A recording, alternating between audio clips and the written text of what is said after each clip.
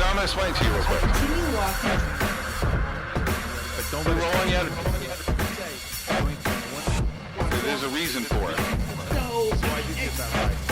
Yeah, you got it right. It's funny about how you and I met. You know the first time I met you? No, what was the first time? I didn't meet you. The first time I knew who you were was at boot camp, at 10X boot camp in Miami 2 years ago, the end of this month. Really? Yeah, 2 years ago. And Grant had you fire the dude on the phone. Oh, yeah. Yeah, you remember that? Drama stuff. Yeah, I miss seeing Grant. I was there last weekend. That boot camp? Yeah, dude, it was super refreshing. Because, we get so busy. We just did our 4th event this weekend. Do you get a reset when you go see him? Like, do you? Yeah, I did. It was really refreshing. Like, it was cool. Is it the same stuff, or do you just get reset? No, it wasn't necessarily the same stuff. Brandon spent so a couple years ago we went. Grant was 90% of 2.5, 3 days. Right. Grant was probably a third. So Brandon talked a lot. I went to one of them where Grant wasn't involved that much. I was a little bummed. Yeah. Well, he was involved, but he just wasn't. Each of the guys hit their areas. Brandon did a great job talking about Cardone Ventures. Had tons of testimonies from businesses. A lot of guys I know, a lot of guys whose businesses have really freaking taken off, just blown up because of Brandon's help and guidance. Jared, Jared crushes all the things he does. Does he? Yeah, he's one of my favorite humans, dude. So Friday I came in before break the first day, and I was walking by the front platform because I sat in the front row, and Jared waved at me and told me to come over, and I said, he said, "How you doing?" I said, "Dude, this is so refreshing." Like, it literally was, it was filling for me because, when you just do as much as we've been doing the last year, it's good. I don't know if they would, I don't know what would happen. I guess I could go back to one. I'm sure you could. But just got to pay the money. You can sit next to me. Well, we got a lot to talk about because I haven't spoken to you in a while, and I have your new book up here on display. And it would appear like this is like a speaking circuit where you stop and you're going to go here, you're going to go to Ty Lopez's, you're going to go to a bunch of different podcasts. If you want to call Ty for me, or if you want to get I'm doing a deal with Ty in a couple weeks. I'm doing with Ty. I'd love to hop on with Ty. I'm doing a deal with Ty in a couple weeks. November, when is that? 5th, 6th, and 7th. Where are you guys doing that at? At the MGM. Oh, here. Yeah, I'm speaking in Miami at an event with Floyd Mayweather and Ian Smith, the guy that owns a gym in New York and New Jersey. They tried to shut it down. And he, kind of got some notoriety because he wouldn't shut his gym down because of COVID. Is that Matt's? Yeah. Okay. Did you hear about that? This is the issue I have, and it's not an issue. No. There is a direct correlation to what my experience in my life has been like when I got a hold of 10X, the book. Yeah. And I have to give Grant just an enormous amount. I wouldn't even know you if it wasn't for Grant. Yeah. I wouldn't have known a lot. I wouldn't know Brad if it wasn't indirectly because of Grant. But since I read 10X, I founded my company. I brought it public. I brought another company public on the NASDAQ. I managed to get over $1 billion market cap the first day. I was actually, I think, almost $3 billion. And I give a lot of credit to Grant helping his book and the relationship with him. I thought it was great. I met you and a bunch of other people because of it. So I think what he offers is amazing. Yeah, most definitely. So I don't know what Matt's situation is, but I know that your situation is, you seem like you're doing really well. Yeah, it's been good. So also, man, I met Grant 2 years ago, and it really was, I told Grant, a couple months later, I went down and spoke at 10X headquarters, and I told him, me being a former pastor, 12 out of the past 25 years I spent in full-time vocational ministry, pastoring churches, planting churches. I told him, I said, when I came down to 10X boot camp that October of 2019, it was like the businessman on the inside of me got born again. Like something. And I had been super successful from like 01 to about 08, one of the top mortgage brokers in the state of Georgia. 2 offices, 14 locations, #1 wholesale broker for Countrywide and SunTrust 4 years in a row. Was it mortgage? I thought you also owned a real estate practice. Real estate. I've been in real estate now since 2016. Now I've been flipping houses and buying houses, had 13 rental properties at one time. So I've been doing real estate since about 2001. But specific being a mortgage broker.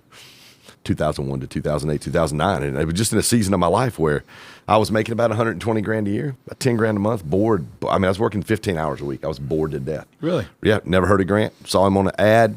Was like, dude, who is this guy and where does he get this energy? Hopped on a webinar that's supposed to be 90 minutes. 2 hours later, he still hasn't come up for air. He's just rolling, man. He's just giving so much value. And I literally said to myself, I said, if you'll shut up, I'll buy whatever you're selling. Really? And literally, yeah, it got done. I signed up for mentorship that Monday. 4 days after that, on Friday, I'm in Miami for the 10X boot camp where I saw you the very first time. Really? It was that? Yeah, That was your yeah. first time? Wow. 2 weeks. I literally knew who Grant was for 2 weeks. Do you ever say anything bad about anybody? Do you ever talk behind anyone's back? No. You ever do anything? don't. You ever do anything where you demonize or make someone wrong or say something bad about them? Like, would you ever say anything bad about anyone you know of, even if you had something? Probably, if it was a very, very close friend of mine, I don't know that I would say something negative about someone. But if I had some information, let's say Nate wanted to do business with him, and Nate and I are best friends, I would say something to Nate. Hey, be careful because of. But it would never be like in a slanderous way. Even this whole situation we were talking about earlier, even in this situation, my advice, and I literally have been walking through this whole thing with him from day one, because I was there on the Sunday night and got a call while I was at dinner, an emergency, because I got an emergency, I need you to call me. And my whole thing was, and I borrowed this is Nate's line, get neutral, get the emotions out of it, and then look at and go, okay, what part of this is true? What part of it do I need to own? What part do I need to own? How can I fix it? And then I said, here's exactly what I would do. I'd make a phone call, and I would say, hey, guys, listen, super sorry this happened. ABC, whatever, own it. Hey, we're going to fix the problem. That employee is no longer with me. What can I do to make this right with you guys? And moving forward, because in Scripture we talk about honor a lot. Like, honor is a big deal. There's 10 commandments, obviously. There's 2 that were punishable by death. Murder and not honoring your mother and your father. Oh, well. And the really cool part Didn't of know that, that part. yeah, a really cool part about that scripture in Wow. in the 10 Commandments is it doesn't say honor your mother I guess and father. I'm not dead. I'm not Yeah. going to be killed. It doesn't say honor your mother and father when they do well. So so kingdom honor is different. So I really try to bring a kingdom honor perspective into that. So if somebody does something wrong to me, but yet there's been positive influence and things that happen in my life, I'm always going to lean into that positive influence and honor that individual for helping me get to or become the guy that I am, whether it's business, ministry, personal life, whatever that looks like. The reason I bring this up is I grew up with a pastor in my family, Mike Sedlak, my cousin's dad, married to my dad's sister. And I noticed this about you, and I don't know, did you go to some school to learn it, or is it inherently in people that have a calling to God? Yeah. But there's an innate personality or demeanor. And maybe it's because a pastor is counseling, compassionate, but there's something I like about it. Something I love about it. You remind me of him. He passed away. He and I didn't have a good ending. It's funny, I thought about what I would say to you. Did you remind me of his demeanor? Sorry.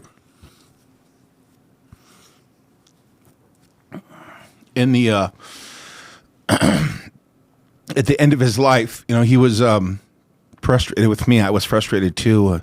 The market hadn't gone well, and he was a little frustrated with my commitment to him. And I told him Alzheimer's going to go public, and I think this is going to do well for you. And I had set aside some founder stock for him. And I won't go into the amount, but it was like a trivial amount of money. And my cousin stepped up and paid for it. And today that's worth like a couple $1 million or whatever for him. But he paid for it. My uncle passed away and didn't see it. But when I met you, I thought we had done some podcasts together. Not podcasts. We'd done some calls together. I remember you trying to help people during COVID. You were really reaching out to people and trying to help them get their loans and their PPP money, and what could they do with the SBA. And you remind me exactly like him, of like a compassionate person, probably the first person to call someone if there was a tornado at their house, the first person to reach out if there was a death in the family, the first person to try to put some calm into a conversation. And I'm curious where that comes from. Like, are you taught that at pastor school? Were you born with it? No, I think it's. I was always the guy in the neighborhood that put the games together. We played baseball in the neighborhood in the schoolyard. I was the guy that always I was the guy that always put it together. But I think that, when I became a Christian at 25 years old, I had no church background, 25, never heard of Jesus, didn't know anything about the Bible, didn't know anything about that. I think, the day that I gave my life to Christ, August the 22nd of 1993, 2 Corinthians 5:17's been kind of my foundation scripture. Paul wrote to the church at Corinth, he said, therefore, if anyone is in Christ, he's a new creation. Old things have passed away. Behold, all things have become new. And that's the amazing thing about who God is and what he does through Jesus' sacrifice and through the person of the Holy Spirit. And the person of the Holy Spirit really comes and regenerates your spirit and brings you alive. And that's where we would term the word born again, or the words born again. And so I think from that, man, you just really, God developed in me a passion for people, even a greater level of passion for people, and not just people that are hurting, but just people in general, and just really, really having a heart to help lead people. Yeah, my uncle was very similar to that in the fact he's a big believer in being born again and what that does for you. Mm-hmm. So what were you like before you were 25? Whew, son, it's funny. I tell the story a lot. So I grew up in parents got divorced when I was 8. Moved from Michigan, Pontiac to Georgia with my mom. From 6th grade till my senior year of high school, I moved back 6 different times with my dad's. So I went to 12 schools in 12 years. Graduated and went in the Air Force. Terrible mouth. I mean, dude, I would cuss you out and fight you, and it just was nothing to me. It's just what we did growing up in Pontiac. And I never forget, I gave my life to Christ August 22nd of 1993. The next weekend, I got water baptized. The following weekend, my pastor asked me to come play basketball at his house. I was terrified. I'm like, dude, I'm going to cuss at somebody. I'm going to hit somebody. Like, something's going to happen. And I'll never forget, I came home that day, and I asked, my wife said, how'd it go? And for the first time, it just hit me. I said, it went great. I didn't cuss. I didn't drop the F-bomb. I didn't say G. I didn't get angry. You didn't whip someone's ass? I didn't beat nobody's ass. I didn't do any of those things. And as a matter of fact, I haven't been like that for 2 weeks since I gave my life to Christ. That's where I began to understand that regeneration that takes place in our heart and in our spirit. But is there a Southern thing going on too? You were born in Michigan. Born in Michigan, yeah. But lived in Georgia half my life until I was 18. And then went in the Air Force, spent 3.5 years in Omaha, got out of the Air Force and moved back to Georgia when I was 21. So I've been there since, 30 years. So you see Grant, what provoked you to write a book, do Growth Stack Drive? Yeah. What, is it Growth Stack Growth Stack Drive, yeah. So what possessed you to go forward with it? Well, I was already helping. One of my pastors and mentors has started a coaching organization for ministry leaders, and I helped him kind of get the marketplace leader off the ground. And then I run into Grant. I'm doing that kind of like, it just wasn't my vision. It wasn't my passion. I did it to help Sean because I cared for him deeply and helped him do that. Met Grant, and literally, I told Grant, like that was when the businessman on the inside of me got born again. Like there was something that just caught on fire on the inside of me to be able to go out, not only to do business, like on my real estate team. I've got agents. We're building team in Atlanta area and in Birmingham. I do residential commercial real estate. Are you part of that new real estate EXP. gig? I am part of EXP. Before Grant was, to be honest with you. I was in the process of getting my broker's license. And this is networking. Yes, you're a networking king, yeah. dude. Well, this was a deal to where literally I was halfway through my broker's course for Alabama and Georgia. Was going to get my license there because I love real estate. I don't get up in the morning going, woo, can't wait to go do real estate, even though we put another house under contract today. We had 5 closings last month. I don't get up in the morning excited about real estate. I get up in the morning excited about helping agents that are on my team make 6 figures that have never made 6 figures. That part excites me. I will tell you, I have had the luxury of giving out bonuses to people that work for me. And nothing makes me more excited than giving people a big check. It's the same thing, right? Yeah. You give them, that's the teach them to fish versus give them a meal kind of thing. Yeah. What is that? Teach them to fish, feed them for life? You can. You'll feed them for one night, but if you teach them to fish, you'll feed himself for life. Right. I think that's empowering. So you're helping other agents do better? Yeah, just getting agents that are green. I've got a guy on my team in Georgia who is an accountant full time, pastors a small church that he planted a couple years ago, about 100 people, full time, and he's made $15,000 in the last 3 months with me, which is $5,000 a month for him is huge. Right. And so now we're trying to get him to a certain dollar figure where he can step away from his accounting job and really pour himself into, because one of the things that it affords you, if you're a really good, and people go, I don't know how to do real estate. I don't care. Are you a people person? Right. Do you attract people?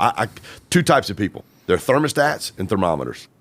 Thermometers gauge the temperature of a room. People who are thermostats have the ability to change the temperature of any room they walk into. So which kind of person are you? And if I you're can honestly say I'm going to be 52. I've never heard that. How about the audience right now? Is that on one of your Instagram things? Do you have a Brad Lee dropping bombs? Can you hit a bomb button over there? I used to real have quick? it. I have it for my daily thing, but Yeah, but that's, if you're, I don't but if- have it for autonomous. But But we're if that's the kind can of we person, drop a bomb in there? or yeah. something? If that's the That kind would- of person you are, real estate's easy. It's not Wow. hard. If you love people and you want to serve Thermostat people, or a temperature? thermometer, Thermometer. thermostat, or a thermometer. I've never heard that. Is that a Ken original, or you have to give credit? You know what? I don't know. I heard John Maxwell say one time, the first time you quote somebody, you say, I heard Todd Alt say. The second time you quote somebody or you use a quote, you say, I've heard it said. The third time you say it, I've always said. So literally by the third time, it's already, whoever quoted it's already gone. So I really have no idea where it came from. So if I said get your money right, you know where that came from. That's exactly right. Yeah. For sure. Wow, that's I like that a lot. So you had an event this weekend in Vegas. What kind of people come to these events to see you? Yeah, business owners. We've got tons of business owners in our Growth Stack Drive community. Business owners who are looking to build confidence, gain clarity, and create community. One of the really cool things about what we do, people say all the time, what's GSD like? And I tell them, it's like the church I planted in 10X got together and had a baby. Like that's literally what our community looks like. It is a community of entrepreneurs who are going after and chasing their dream, but are really tied into a solid community with a solid foundation of people that are going to hold them accountable.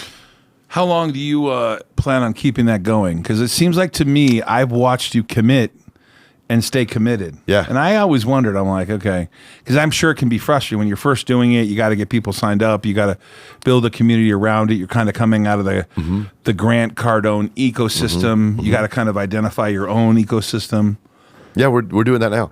One of the concepts that I created in the last year is called incremental, not monumental. Small daily disciplined decisions over time always equal monumental results. Success cannot escape you if you do the right things every single day. We were on a call with Grant. You may have been on this call. It's been about a year ago. Mentorship call, 1,200 people on that call. And Grant gives us homework. He's sitting with Elena, and obviously Jared's on there. He gives us homework. He said, I want you to ask 5 people this week to describe you in one sentence. So I text Grant and Jared, and I said, I got a question. So Grant goes, Ken, what you got? I said, hey, G, this guy named Grant Cardone gave me some homework. I'm supposed to ask 5 people to describe me with one sentence. And since you and Elena are sitting side by side, will you be my first 2? And Grant just he laughs, right? And then he stops and he pauses and he thinks for a minute. And he looks in the camera and he goes, dude, you always show up. You do. You're always here. Every time I do something, I see you on the front row. Every time I get on Instagram, I see you on Instagram. Every time I look up, you are doing something. And that's the key, because you and I met 2 years ago. You can look just even in our 10X community, people who are on fire for 3 or 4 months and you ain't heard from them for 6 months. Right. People that are on fire for 2 or 3 weeks and you don't hear from them for 2 or 3 months. Literally, it is an every single day incremental, not monumental life. You have to live that. Over the last year and a half, I've dropped 70 pounds. You do look thinner. I'm on day 105 of keto. Like, it's 105, lost 3.5 inches off my waist. That's an everyday thing. I didn't just wake up and all of a sudden I was down 60 pounds. Incremental, not monumental. I like that a lot. What made you write a book? I wanted to help people. I wanted to be able to get this in people's hands to be able to help them build confidence, gain clarity, and create community. And understanding, the title of the book is As the Leader Grows. Understanding, John Maxwell's Law of the Lid. It's the first law in the 21 laws. As the leader, you're always the lid. And just being able to help leaders grow and understanding that when they grow, their team grows. When they grow, their business grows. When they grow, their family grows. When they grow, their sphere of influence around them, it grows as well. When does it become available? October the 13th. Paperback like this, or Yes, sir. are you gonna Just like that right there. Paperback. Amazon? Amazon. Yep. Amazon.com. They're the distributor, Yes, sir. Sure are. and then are you gonna kind of give it out to people who sign up? We will do that. Yep, we're doing that. So we're working on all that right now. That's the one thing that's really cool in this journey. I don't ever try to look at it like where I'm frustrated with where we are, because everyone in the 10X community knows who we are, and we have gotten tons of people that have come to our community Sure. because it's different. There's no coaching community, consulting community out there that is community based like we are. There's just none out there like what we're doing. So you're helping real estate agents grow their income, but I've seen you help other people, other businesses. Oh, wow. I've seen you help people in the food industry. I remember those calls that I was on with you. They were a pretty diverse group of people. I mean, it seems like you're helping a lot of different people in a lot of different industries. When I was on those calls, they all seemed like they had something different going on. You know, it's weird because people go, "What's your avatar?" And I'm like, I have no idea what our avatar is. I mean, and I know that we're dialing in on that, trying to reach a specific group of people now. But literally, we've got real estate agents, we've got restaurant owners, we've got HVAC. I've got the #1 HVAC salesman in the country for Bryant or Carrier, or maybe that may be the same company. The #1 guy in the country who was not #1 before he got as part of our community. We've got entrepreneurs that have hit 6 figures for the first time ever. I've got entrepreneurs. I helped one guy that I coach who is a pastor, and he owns a concrete company in Akron, Ohio. Hit 7 figures last year for the first time ever. So it's super diverse, which I love. Having all kinds of different people, ages, sexes. Well, that's only 2, but men, women, all kind of different races. Ages. It's a pretty cool experience to be able to be a part of it. In the beginning of COVID, I found talking to you calming. Yeah. Because I was like freaking out, man. I had, I want to say probably $8 or $10 million of the payroll. I remember telling you that. Yeah, I remember the saying to conversation. you, that was the weirdest time ever, because everything had to shut down. I was in every place shut down: Italy, England, Silicon Valley, restaurant business, everything. And it was on a Friday night. We were going to get on a call, and I was going to get on that call thinking, "Oh God, I'm dead," you know. And I got an email, or I think it was a fax actually, from the Department of Defense that said, "We're ordering you back open." Of all the companies I owned, I think there was like 7 or 11 of them, 10 of them. It didn't matter what it was; they were all shut down. The defense business had to reopen because we make a part that's critical for the F-35. And I went, there's hope. I got on the call with you, and I listened to all these people. Why were they all there? There was a lot of people on these calls with you. There was a lot of people looking for guidance from you. This is pretty early if you think about this was COVID. right when COVID happened. Yeah, and this is early in COVID, and I don't think you were as big as you are today in terms of the breadth and scope you're doing, right, in terms of helping people. That was the beginning. That was the beginning. That was the very beginning. Why were there so many people? Grant says this, and we talked a lot about Grant tonight. You know, money exchanges hands when problems are solved, and we did those for free. Those weren't even a financial gain for me. I needed to be on them. They were free. They were just value add. I think people were people were scared. I think people were fearful. I think people needed to. There was some. The one thing that I loved about you when I heard you when we first got connected, the one thing that I loved about you was you were more concerned about your people and what was going to happen to the people, because I watched you carry that weight. Yeah, it was terrible weight. I know it was. I mean, there was times we just FaceTime back and forth. Yeah. One time you're in the kitchen with your wife and you just started crying right on the phone with her. Yeah, but it was a rough time. But it wasn't. But what I'm saying is trying to give you a little bit of props. It wasn't necessarily just because you thought you were going to lose everything. It was hard for you to know that there was families that were depending on you to stay open, and that was hard for you. Yeah, I found that time interesting because eventually we did get PPP money was really difficult to get. If you recall, they closed the first set of PPP money down. You couldn't get it. And then I got the second set of PPP money. One of my other companies got it. We got some SBA loans, those ones that your friend, I don't remember his name. Who was the guy? There was a guy on your call. There was a buddy of yours. He seemed to be pretty connected, and he was ahead of the curve in getting the SBA loans. In fact, he was applying right away and already had it set up. And it was Yeah, like, I don't remember who that was. I do remember that, but I don't remember who it was. It's not terribly relevant, but here's what I was going to say about this, and that is, from that sort of darkest day for me, that was very dark. There's only been a couple days. There's only been a couple times in my life that things have been that dark, like where I was like, oh God, like this is really bad, right? I mean, it's pretty bad. I don't know if it was bad for you, but it was bad for me because Yeah. I had like 8 or 9 or 10 million worth of payroll, and I was like, oh my God, this is I actually bankrupted the restaurants, all of Yeah, I them, remember. which actually was the single best move I probably ever made, which is terrible because 180 people lost their job, but there was no way to recover. And I look in retrospect, if I would have kept those open, we would have went under. Right. Well, at least I feel like we would have went. We probably wouldn't have went under, but it just felt like we would do that.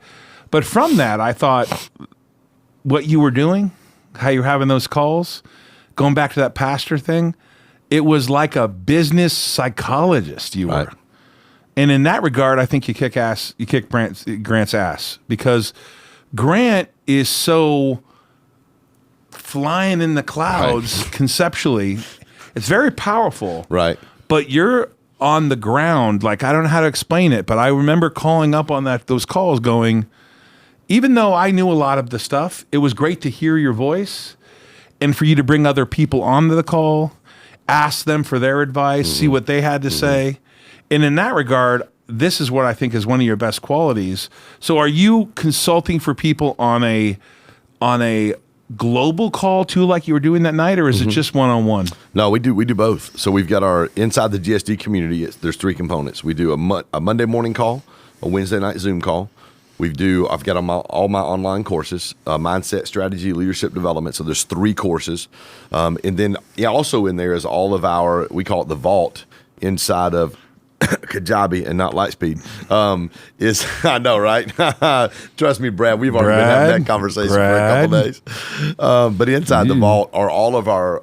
We've had this. We just finished our 4th boot camp, so all of our videos from every one of our speakers is in there. All of our calls are on there. All of our free webinars are in there. Tons of content. What do you charge for that monthly that Monday call? $197 a month. $197 a month, $197 and a that's for the Wednesday and Monday. Monday, call? Wednesday call. All of our digital content, including the courses, plus our private Facebook page. This isn't a commercial for Ken, but I've known him a while, and I'll tell you that if you have a small business, I see the same therapist. I've seen her for 20 years. I see her every Saturday, and I used to drive to Beverly Hills to see her. I'd see her at 8 a.m. I'd have breakfast at 9:10 with one of my best friends in the world at Nate Now's in Beverly Hills. Sometimes John Voight would join me. All kinds of it was crazy, man. Yeah. It was great before pre-COVID. And that counseling for me is the best thing ever. I saw her first when I was first getting a divorce, and now she helps me with everything. She's got to be in her 70s now. She's probably sick of me. She told me the other day, she said, "You're the most consistent client I've ever had. You show up no matter what, wherever you are in the world." I call her from Israel. Whenever Yeah, I I'm love at it. anywhere.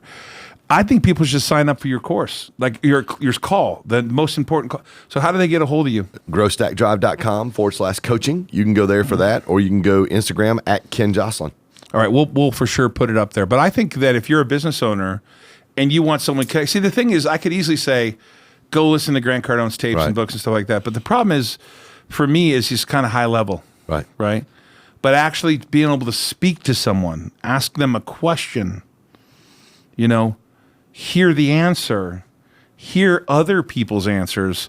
I think you're the best I've seen at that. One of the best I've ever seen. Well, thank you. Even to some degree, even though I think Bradley's the next Grant Cardone, Brad's still kind of high level. He's kind of like, Yeah, he is. he talks that all game kind of Kari, I'm a big time guy now. Here's my cigar. He does. And I love Brad for Yeah. it. There's a lot you can learn from sales from him. But if you're a business guy wanting to commit money and resources, or you fear signing a new loan, or buying something or making a new acquisition of a part or you need a machine, something, capital allocation. I felt like you heard me during those calls. Yeah, well, I think that's the passion and the DNA, the common thread that runs throughout our community. And the really cool thing about our community, Todd, is literally we have brand new entrepreneurs. I've got one entrepreneur who just hit 6 figures for the first time ever. And some people might go, 6 figures, that's not that much. For them, some people that was a lot. Yeah. Entrepreneurs who just hit 7 figures for the first time. I've got guys now I've got handful of people that are doing 12 to 20 million a year. And I've got one guy at our last boot camp in Scottsdale. I mean, our lineups, when we do our live events, are insane. Sharon Lecter, Greg Reed, Anthony Trucks, Carlos Reyes, Jeff Finster, the CEO of Everbowl, top 40, under 40 on pretty much every magazine there is, mentored by Dave Meltzer. Dave was actually at this last event. I'm standing in the back of the room at the end of Saturday, and I'm looking at one of the guys in our community, and he's got we have planners as well, where I teach people how to really focus, passion, focus, intentionality, teachability, flexibility are our 5 core values. Focus is how you dominate your time. And I teach you how to do that. That's one of the things we teach. I look over there, and my friend's he's got a page full of notes, and he's taking notes as fast as he can. I took my iPhone, I took a picture, and I sent it to the tech guys, and I said, don't you have this picture ready to put on the big screen? So I go up. It's the end of the day on Saturday. People are tired. We've been there for 2 full days.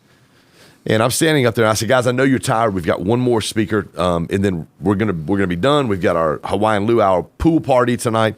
There's one thing I learned from Grant. It's how to throw a great party when I do a boot camp. They're fantastic. And I said, guys, I want you to look at this picture. And I put this picture up on the screen. And it was his notes that he had taken. And we're at the very end of the day, and he's still taking notes as fast as he can go.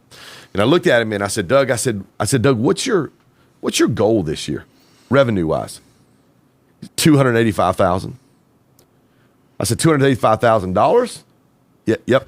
I said, $285,000 what, Doug? He goes, a day. I said, do you guys realize that's about $91 million a year he's going to do in his companies? And he is the sole guy in the room back there at 4 o'clock on Saturday, busting his ass, taking notes because he understands the power that's in the room. And so we literally, that's the diversity of our group. I mean, from guys doing, 0 million who just started to guys like that who are going to do 90, probably close to 100 million this year in his business. How many kids you have? 4 daughters. You have 4 daughters. 4, yeah. 1, 2, 3, 4. What are their ages? 25, 22, 18, and 13. Wow. Yeah, my 13th's 5'9". Had her first basketball practice today. Nice. So, yeah. Nice. Yeah, I have 4 kids too, but they ain't all girls. Yeah, no, mine are all girls. So your buddy's Nate. Nate's here. Nate, what do you do? Short story. I'm a human behavior specialist that focuses energy on helping companies build businesses around intellectual property. So leveraging content to help them perpetuate their message to the masses, but with a real specific niche on who they're trying to reach. Not so much what they're trying to accomplish, but.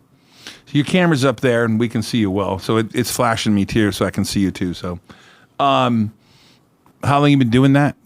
I got, man, went to Bible school right out of high school. Ended up landing a dream job by chance when John Maxwell just started his company.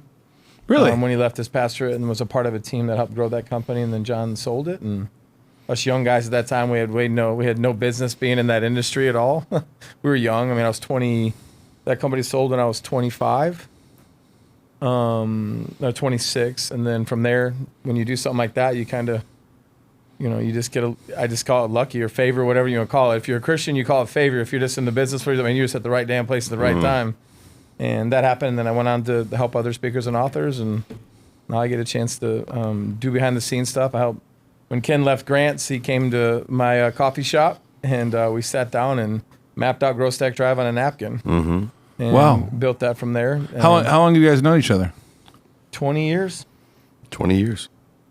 He met me at a John Maxwell event. I was the guy at the very end. I would come up and pitch this will date anybody listening, but if you're our age that are on the stage here, you know what audio cassettes are. I'd get up and pitch his audio cassette of the month club called the Enjoy Life Club. And then we'd pitch our simulcast. We were the ones shooting crap up to outer space back in the day and have one live location and put satellites in other buildings and shoot that down. We were the ones that kind of perpetuated that reality on how you could do an event like that. And that was called the Maximum Impact Simulcast, which Chick-fil-A bought. It's now the Chick-fil-A Leadercast. And really? It's just been it's been a fun run, man. I mean, I wish I could tell you I was really smart. I'm not. I grew up right outside of Chicago in Rockford, Illinois. not the smartest kid. I don't have a college degree. I'm an ordained pastor, but never practiced, ministry vocationally. But other than that, man, that's. How do you, Nate, get I mean, did you have to become a social media expert? How did you get people to start following you and get the message out on social media? Because I see you. Yeah. But I mean, like, do you have a specific way of marketing people? Is it referral? What's the way it's working for you? Man, we just get out and solve people's problems. We help people build confidence, gain clarity, and create community. And when we do that, it leaves such an impact and has such a ripple effect that people around them find out about what's going on. People are going to hear me on this podcast today, and they're going to reach out, and their lives are going to be changed. Their businesses are going to be changed. Their finances are going to be changed. We do that, and it's just been it's been a really, really cool ride. Mm-hmm. But it's just that's the way we've grown, and we just hired our first marketing team who does all the marketing for a friend of mine who's one of the top home wholesalers in the country. Just hired him last month, so we're plugging away for our next event, the book. We've got an online event in November that we're doing, so we're just now starting putting dollars. You see small business owners, maybe medium-sized business owners. Mm-hmm. Is there like one major problem that you hear from all of them? Like, is there something that's consistent most of the time? They say, this is my biggest issue. This is my biggest worry. Confidence. It's confidence. Confidence is currency. We spend it every day in the decisions we make and the relationships we build. And there are ways to build your confidence. There are ways to build your confidence, like finding your rhythm. That's number 3, by the way. Like what is my rhythm? Confidence is currency. Yeah, confidence is 3 currency. things I haven't heard before. Yeah. So why is that possible? Of all the things I've attended. Hey, Willie, all of a because I sudden could never get on the podcast. I've been trying to do it for 2 years. I guess I had to be in the building. Of all the things I've heard, I mean, I'm doing a podcast with him on my podcast, and I went to tons of stuff like this and never. Wow, confidence is currency. Yeah, you spend it every day in the decisions you make and the relationships you build, and you have to have confidence. And confidence is a muscle you can build.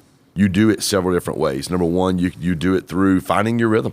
Like, what does your routine look like? The most successful people in the world, in the history of the world, are people that have routines. John Maxwell says, show me your daily schedule and I'll tell you how successful you're going to be. Like, what does that look like for you? I'm up 4:30 just about every day. My routine is the exact same every single day. I'm up. I grab my phone. I do my quiet time. I listen to my worship song, worship music. I post one of the songs on my Instagram page. I've got my pre-workout already mixed up in the refrigerator the night before. My workout clothes I've already laid out in a chair beside my bed the night before. I change clothes, brush my teeth, write my goals down, write my gratitude and affirmations down, and then I write my top 3. What are the top 3 things I need to accomplish today? So those things are done before I even hit my 6 a.m. gym class at F45. Every single day. I may miss a day every now and then. Like, I don't think I've done it for the last 2 days because we've had our boot camp. But tomorrow morning it's showtime. So it's get up and it's incremental, not monumental. It's really evident that I'm a bum. No, you're not, man. Trust me, I don't have that rhythm at all. Yeah, Nate, that's not Nate's rhythm at all. And I tell people, when I say find your rhythm, I've said this, you're the only one that can find it. And my rhythm may not be your rhythm. But you have to find, like, Nate can stay up till 4 o'clock in the morning and work. Dude, it's 6:29. I'll be ready to go to bed in about 45 minutes. Oh, really? No, I'm joking. No. We're not playing poker tonight. But no, I'm playing poker tonight. But anyway, but you can ask Nate. If I'm at home, I'm in the bed by 8:45 to 9. I'm ready to go sleep because I know what I've got to do tomorrow. I tell my clients in our community all the time, the most important 10 minutes of your day are the 10 minutes before you go to sleep. So your work day better not start when your alarm clock goes off. I pre-plan my schedule for tomorrow before I go to bed tonight. All of my time tomorrow will be accounted for before I go to bed tonight. Mm-hmm. I already know what I'm going to do. Most people hit the alarm clock goes off and they hit the ground running. They're like, okay, what'd I do? Well, you can't do that. If you want to be effective and you want to squeeze every ounce of potential out of your day, you've got to know what's going on. So I say all the time, if you need an alarm clock to get out of bed, your goals aren't big enough. I've been with Grant. He talks about, how did he word it? Like confidence, fearful, he wasn't good enough, things like that. Mm-hmm. Do you experience any of that at all? Every day.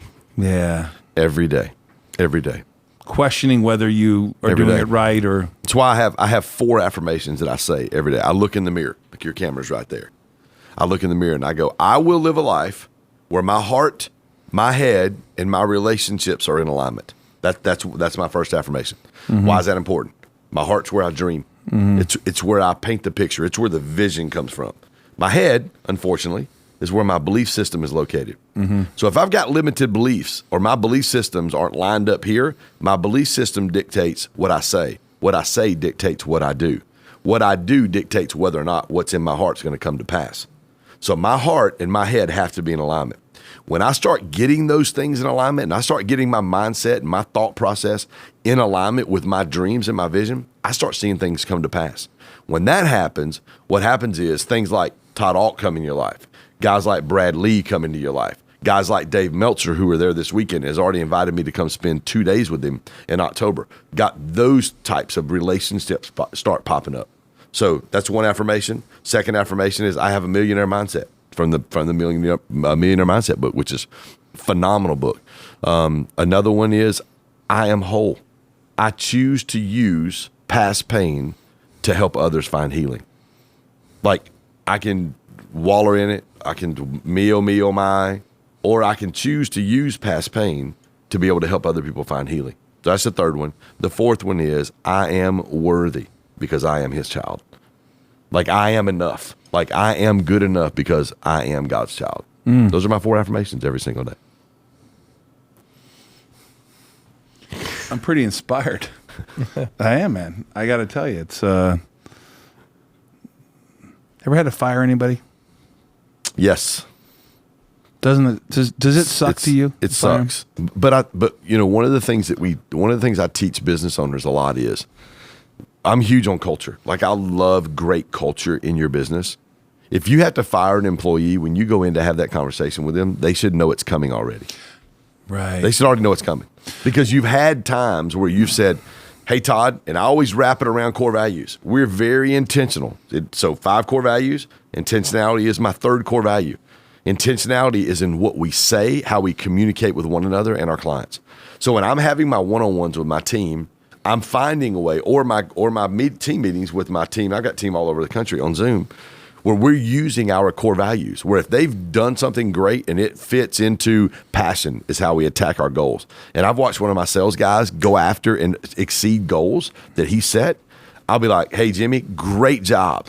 Dude, tons of passion. You literally went after these goals and you did a great job. So I am affirming through my core values, and I'm also in one-on-one private, I'm also using those to correct if I have to correct. And if I have to use the same core value to correct twice, that conversation is going different. Todd, this is the 2nd time we've had this conversation for this specific core value. If we have to have this conversation again, you're going to have to find another place to go work. So if that happens, they know that it's already going to happen. So when you have that meeting or you're calling them in, they should know exactly what's going to happen before they walk into that meeting. It doesn't make it easy because you're still dealing with people, but it makes it easier because they know what's going to happen before it happens. You spent some time at 10X headquarters. What did you take out of the amazing machine he's built down there? It's kind of an amazing machine. Oh, it's unbelievable. Maybe it's something only he can do, but what do you take from that? Yeah, okay, so number one, I never buy that. I never buy that something only that person can do. I've always been the guy who, when I see somebody doing something amazing, I'm like, well, dude, if he can do it, I can do it. If that person can do it, I can do it. Or at least I can try. And I found that when I try to attempt something, I just surround myself with really good people who have already done what I want to do, and I just emulate and learn from them. There's a term on Wall Street called risk on. It's the name of my podcast. I think it's on my license plates. I mean, it's everywhere for me because I have taken an enormous risk. You know, martingale a few times for those out there who like to play gamble. What do you think your like 1 or 2 or 3 biggest risk on moments were? The ones where you either knew you had to do it, afraid to do it, but you did it anyways? Can you remember like the biggest risk you've ever taken? So people ask all the time, why does Grant give you the platform that he does? When I went to 10X boot camp in October of 2019, I was about 110, 20 grand for the year, 10 months. The last 2 months, I made 129,000 in real estate deals. I put every bit of that 129,000 back into starting Grow Stack Drive 2 years ago. Right.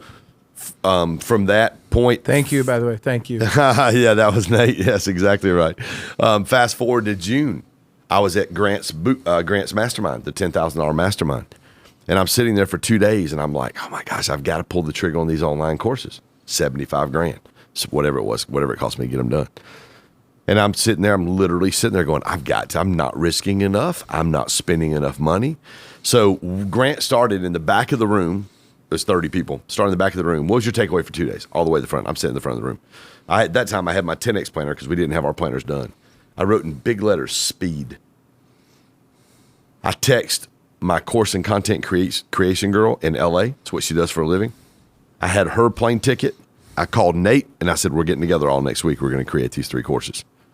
Grant says, Ken, what you got? And I flipped the thing around, and I said, and you could see it. I said, speed. I know I've done a lot in 8 months, but I'm not risking enough, and I'm not investing enough in what we're doing. Grant was so fired up, dude. He jumped up out of his director's chair, came around my table, and gave me a bear hug. Because that was one of the moments where I understood that, wow, he recognizes and honors risk, because that's what we did. What'd you mean, Nate? You kind of popped in there for a second. We pull up Nate and bring him on. Which one? When you said, thank God, was it that his desire to invest in Grow Stack, or what was? No, as I said, I love human behavior. I think understanding the human condition and human experience is like the greatest asset any businessman can have. We spend so much time figuring out what we got to do next, what's got to be accomplished, what the goals are, what people we got to hire. I think we spend very little time figuring out who we are, who we're trying to reach. And when Ken came to me that day and sat in that coffee shop, there's a lot of story behind that. I was in a very interesting season of my life in transition of going through a divorce, and I'm a single dad of 5 kids. Wow. But Ken has always been a guy in my life that if he calls, I answer. And at that time, we weren't really doing any work together. But my ex used to work for his mortgage company. Man, we've done some other, he helped me buy quite a few houses that we both lost our asses on in 2008 when the belly went up, when the economy went belly up. But what I love most about it is when somebody has a vision. A lot of people will get a vision of what they want to do. Very few people have the balls to sit down with someone across from the table and say, I'm willing to put X in to make this happen. And so I'm grateful because in that season of my life, which that thank you means a lot to him, because there wasn't a lot of people betting on me at that time. And Ken made a bet on me. All great leaders make great bets. They don't always win, but all great leaders make great bets. Great humans do great things. And Ken's a great human, so it's easy to get behind the vision he has, be able to serve that and support that with my gift, talents, and abilities. So I'm grateful that he gave me a shot when a lot of people had given up on me. So it means a lot to me. So when I say that thank you, that's why it's a little loaded. Wow. So, yeah. Wow. As the leader grows, man, I got to tell you, I think that if you're a small business owner out there, you got to have Ken in your corner. For sure. Hey, appreciate it, Ken, stopping by here, being in Vegas for a few days. Yeah. Glad you had your conference this weekend. I'm glad we got to do this. It's been something I wanted to do for a while. Yeah. I'm looking forward to reading the book. You're going to sign it for me, right? Yes, I am. It'll be worth less after I sign it than it was before I don't think so. Hey, we're Ken Joslin. Tell people again how they can get a hold of you. Instagram at Ken Joslin. Online, it's growstackdrive.com, growstackdrive.com. /book will take you right to the book page, or you The can find book's it out on soon, right? Amazon, October the 13th. Nice. October the 13th. And when's your next boot camp? January 27th, 28th, and 29th in Atlanta. And this one's going to be really, really cool.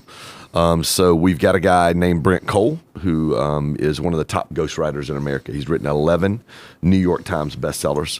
For some of the authors I can't really name on a TV show, but you would recognize. So Brent runs his clients through a process called Distilled, where he literally takes your earliest childhood memory to your to-date memory and helps you develop what he calls transcendent threads and helps you find your unique and authentic voice. So this is what he runs authors through before they write their book. So we're going to be doing that, myself, Nate, Brent, a good friend of ours, Brian Bogert. We're going to be doing that on Thursday. Friday, we've got a traditional boot camp, business boot camp. I've got some unbelievable lineup of communicators, speakers. David Meltzer is going to be one of those guys. Brad Lee. It's going to be I've got 2 billionaires on that Nice. that day. Yeah, that are going to be there that day. Alex Stern from Constant Contact is one of those guys. And then also I have Gary Brecka, who's a human performance kind of biologist, just sold to Grant 10X Health Systems. So Grant bought his practice, and so they're going to do 1,000 locations around the country over the next, I think it's 2 to 3 years. So Gary's going to be coming in and talking about what he does. He stole the show this weekend at my boot camp. It's Wow. phenomenal. Hey, let me Phenomenal. leave you with this. So I met Ken a couple years ago during the middle of COVID. During the worst times, I got on the phone with Ken and a group of his people. And Ken, who made me feel like I was the center of attention, that I knew what I was doing. I was kind of the same fear that everyone else has. Confidence, confidence is currency. From the day that I got on his call, 6 weeks later, I launched a campaign to raise capital. And in that year, I raised $165 million. And within a year of that time frame, on June 15th, I took Alzheimer's public. It opened at $3.2 billion that day. And I will tell you, Ken's a great leader. He's a great friend. He's someone who's compassionate, cares about you. He doesn't have a mean thing to say about anybody, which is why I knew what that answer was. Guys, got to check out Ken Joslin. Thanks, buddy. Appreciate it, my friend. No, I'm going to explain to you real quick. Can you walk in? We're rolling out. There's a reason for it. So, yeah, you got it right.